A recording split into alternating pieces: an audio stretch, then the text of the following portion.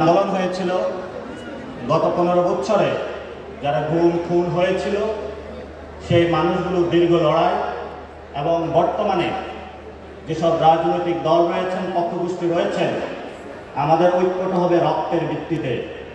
যারা 5 আগস্টে আমরা রাজপথে একসাথে ছিলাম, আমাদের ভাইরা আহত হয়েছে, শহীদ হয়েছে, যারা অঙ্গহানি হয়েছে, আমাদের ঐক্যের জায়গা হলো তারা। এই ঐক্য থেকে যদি আমরা বিচ্যুত হই, আমরা মনে করি জাতীয় নাগরিক কমিটির পক্ষ থেকে বাংলাদেশ একটি সংকটকালীন মুহূর্তে পড়বে।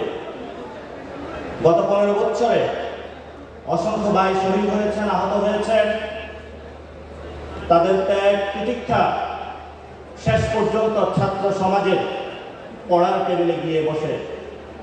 ছাত্ররা তাদের পড়ার টেবিল ছেড়ে জাতির এই সংকটকালীন মুহূর্তে বাংলাদেশকে পুনরুদ্ধারের জন্য সরকারের বিলুপ্তির জন্য ঐতিহাসিক 3 তারিখে এক দফা দাবি দিয়েছিল।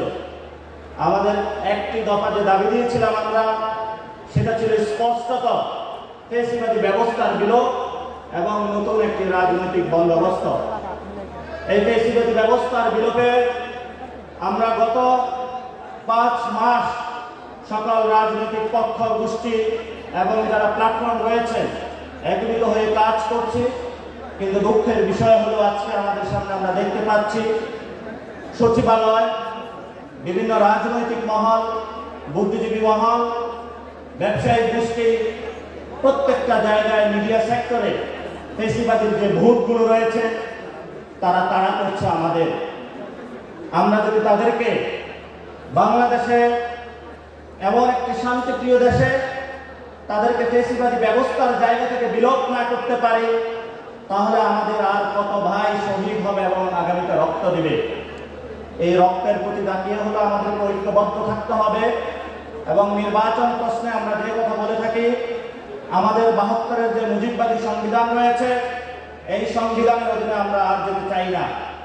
আমরা বাংলাদেশে একটি নতুন সংবিধান চাই, গণপরিষদ নির্বাচন চাই, যে নির্বাচনের মধ্য দিয়ে বাংলাদেশে 71-এর যে মুক্তিযুদ্ধের সাম্য মানবিক মর্যাদা এবং ন্যায় বিচারের আকাঙ্ক্ষা ছিল, সেই আকাঙ্ক্ষাকে যে সংবিধান ভুলণ্ঠিত করেছিল, নতুন করে মানুষের আকাঙ্ক্ষাকে ধারণ করে, 90-এর আকাঙ্ক্ষাকে ধারণ করে, 24-এর রক্তের আকাঙ্ক্ষাকে ধারণ করে আমাদের একটি নতুন সংবিধান এই জনমানুষকে উপহার দিতে হবে।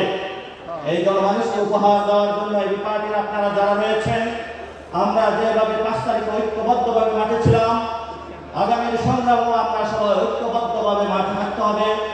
এবং এখানে আমার সামনে জাতীয় বিভিন্ন রাজনৈতিক দলের নেতৃবৃন্দ রয়েছেন, আপনাদের জ্ঞাতার্থ বলছি, আমরা যদি নতুন একটি সংবিধান গণপরিষদের নির্বাচনের মাধ্যমে না পাই, তাহলে আমরা মনে করি বাংলাদেশ আর একটি সংকটকালীন মুহূর্তে যাবে। আপনাদের দায়িত্ব আমরা আমাদের কাঁধে তুলে নিয়েছি। 5 তারিখে যেভাবে আমরা তুলে নিয়েছিলাম, ভবিষ্যতেও আমরা এই জাতির একটি অগ্রনায়ক ভূমিকায় অবতীর্ণ হব। জাতির যে দিক নির্দেশনা সংকটকালীন মুহূর্তে অতীতেও যেভাবে আমরা কাজ করেছিলাম, বর্তমানেও করছি, ভবিষ্যতে ইনশাআল্লাহ আমরা মানুষের কাছে থাকবো, ছাত্রদেরকে পাশে